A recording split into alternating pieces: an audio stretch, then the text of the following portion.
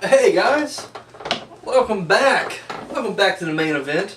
I'm Daniel, and yeah, this is going to be WCW's Hog Wild.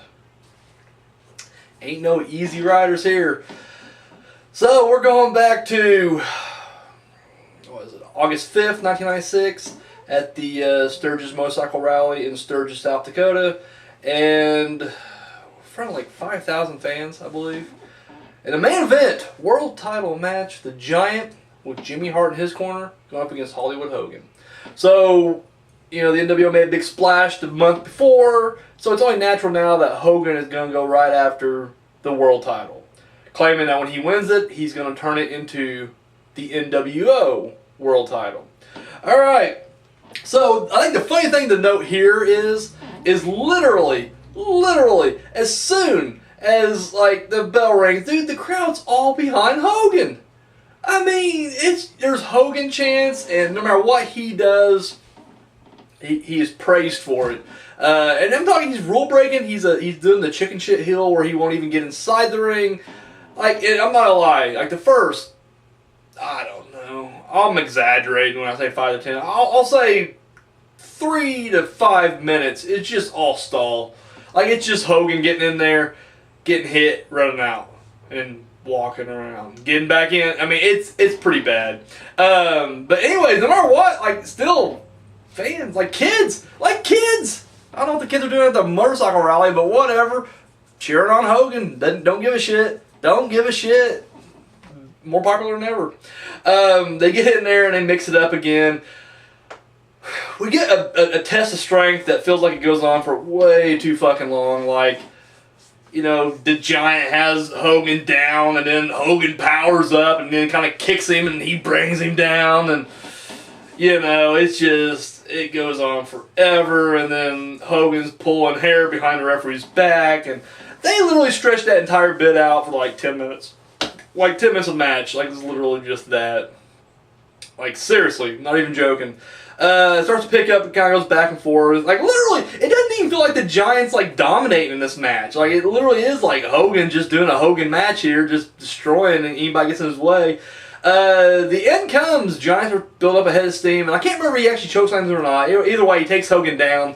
And then out comes Scott Hall, who runs up to the top, and he just waits for the longest time. He's waiting for Giant to turn around to acknowledge him, I guess. And I'm thinking, like, dude, if you just jump down him from behind, he'll take him down. I promise you. No, he waits, and he waits, and then finally Giant turns around, and he grabs him real quick, throws him off.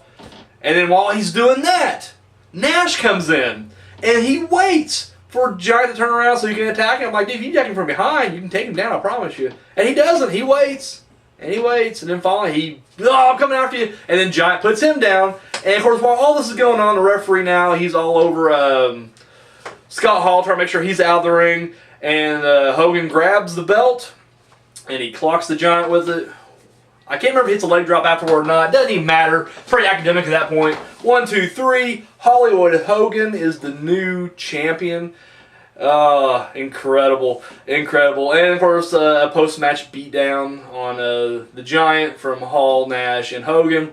Out comes the Booty Man. I forgot he became the Booty Man at this point. And he don't even look like, he's not even bootied up, you know, like usually the Booty Man's all glitter and streamers and cut up pants. No, he's very disciple looking, if you will, at this point. He's out there and he's coming out with an NWO shirt on. He's got a birthday cake, because apparently it's Hogan's birthday, and he has a present, which turns out to be a can of black spray paint. So he comes out, all grins and everything, and he's just pretty much verbally blowing Hogan, like, Hogan, I love you, you're the best, I'm so glad I'm in the NWO, and Hogan's just like, you know what, you want to be in the NWO, blah, blah, blah. He's like, you know, you're in, blah, blah, blah, and then he goes, I got a surprise for you, and he whispers something to Hall and Nash, and then Hall and Nash beat the shit out of him.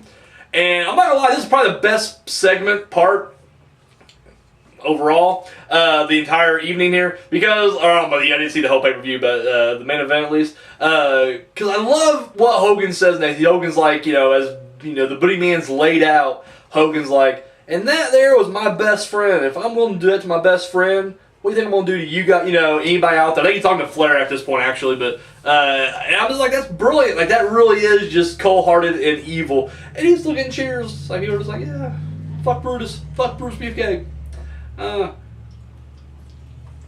Sorry. I know, take a drink on your time, right? Sorry. Anyway, so yeah, and then they continue to beat down Booty Man, and then they kind of rechristen the world title by spray painting NWO over it. And that was it. That was the match right there. What do I think about this match? I'm not gonna lie, the match itself was pretty brutal. It's funny. I didn't watch a whole lot of like WCW pay-per-views. Like, I kind of got the results online. That was kind of it, with the exception of like a handful that I would actually watch the full-length match if it was good or whatever.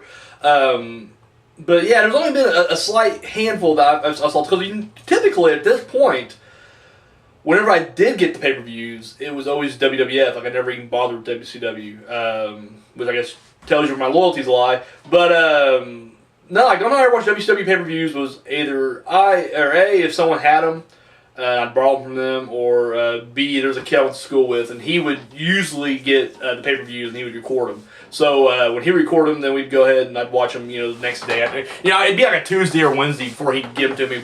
But yeah, that was, and that, like I said, that wasn't all the time either. So whenever I remember Hogan wrestling, it was like, I guess, in like little 6-minute Nitro matches, like, and they weren't bad, I didn't think. Now, once again, I was a lot younger then too. However, watching a full-length Hogan match here, this was pretty brutal right here. Like, I don't know, because he wasn't really in the Bash the Beach match at all, except at the end, and of course they just threw it out. And that's not fair, because the next match is, I guess spoiler alert for that one, but when it comes up, but I liked it. But as far as one-on-one Hogan, this is brutal. And I'm thinking to myself, I don't think it gets any better. I don't think, because I just keep going back to Hogan Warrior at Halloween Havoc and how horrible that was. And then I keep thinking about Hogan and Jay Leno, and I'm just like, wow, like, and it's funny because I spent a good amount of time defending Hogan. For fuck's sake, he's in my Hall of Fame. He's in the main event Hall of Fame. But it's funny because now I'm starting to think, like, well, maybe when everybody's bashing Hogan, it's this era. Because everybody's like, you can't wrestle. And I'm like, you can wrestle. Just it's a powerhouse brawling style. Here it's just like, no, like literally it was like a 10-minute test of strength / headlock with some hair pulling. That was it. That was literally 10 minutes of this match, and I'm like, son of a bitch. Are we really gonna be like? It was bad enough last time Giant Hogan fought, and they just did like the bear hug spot for like ever, where he just kept working a bear hug. What's going on in there? But anyways, but yeah, no, this was pretty bad. So I don't know. Like I said, this would have been crunched down to 6 minutes, and just get the hit. Like, if you just watch like the last 5 minutes of this match, you're good. You're good. I mean, you get everything you need. And then of course we get the NWO beatdown at the end. Because in case you're not getting enough of that on Nitro, they're gonna give it to you right here. You paid your $30. You get an awesome beatdown at the end. But no, like I said, other than that, like I said, the end. Like, I would love to just put like a greatest hits, like NWO moments. Because, I mean, the end would be in the moments. I mean, it'd be in the highlight reel when they finally, spray paint that NWO on there. But the rest of it, no. And it's just funny to me because, like I said, I always rooted for the NWO. But I always remember the NWO pretty much getting a lot of heat. At least when I was watching Nitro. Because, I mean, I guess when I first started, I kind of got into, like, Luger was white hot, DDP was white hot, and everybody was always cheering for them. Sting was, well, he wasn't back yet, but he always got the cheers. So, I mean, it seemed like the NWO always pretty much got booed, except for, like, maybe Hall and Nash. They always got the cheers, but everybody else came out with that New World Order music, got booed. So, it's just funny that, like, people are just, like, screaming their head off for Hogan. I'm just like, really? I don't know. But, yeah, the match itself, like I said, isn't great, but it's not bad either. It's somewhere in there. It's somewhere in there. That's going to be my final say on this.